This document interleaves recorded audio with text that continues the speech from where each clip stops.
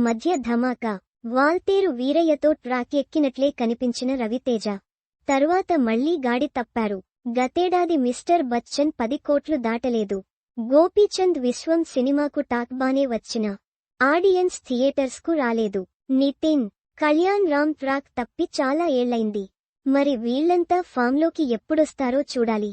తెలుగు ఇండస్ట్రీలో medium range హీరోలను చూస్తుంటేనే భయమేస్తుంది నిర్మాతలకు. స్టార్ హీరోలలో ప్రభాస్ మినహా మరెవ్వరూ 2 ఏళ్లకు గానీ ఓ సినిమా చేయట్లేదు. దాంతో మిడ్ రేంజ్ హీరోలైనా ఆదుకుంటారేమో అనుకుంటే వాళ్లు మరింత దారుణంగా మారిపోతున్నారు. నాని ఒక్కడే కన్సిస్టెంట్. మిగిలిన వాళ్లంతా ఎప్పుడోగానీ ఒక్క హిట్ ఇవ్వట్లేదు. దసరా, హాయ్ నాన్న, సరిపోదా శనివారంతో హ్యాట్రిక్ పూర్తి చేసిన నాని హిట్ 3తో మరో హిట్ కొట్టారు. ప్రస్తుతం పారడైజ్తో బిజీగా ఉన్నారు.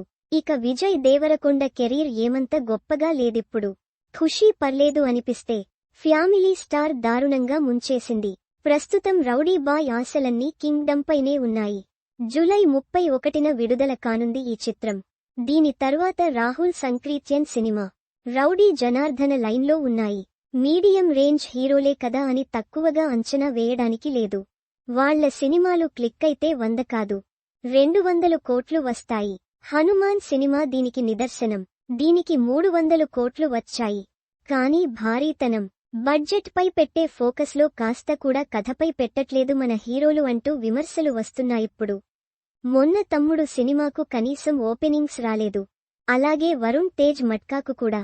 ఆ మధ్య ధమాకా.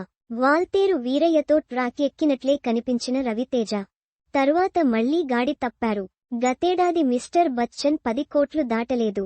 గోపీచంద్ విశ్వం సినిమాకు టాక్ బానే వచ్చిన ఆడియన్స్ థియేటర్స్కు రాలేదు. నితిన్, కళ్యాణ్ రామ్ ట్రాక్ తప్పి చాలా ఏళ్లైంది.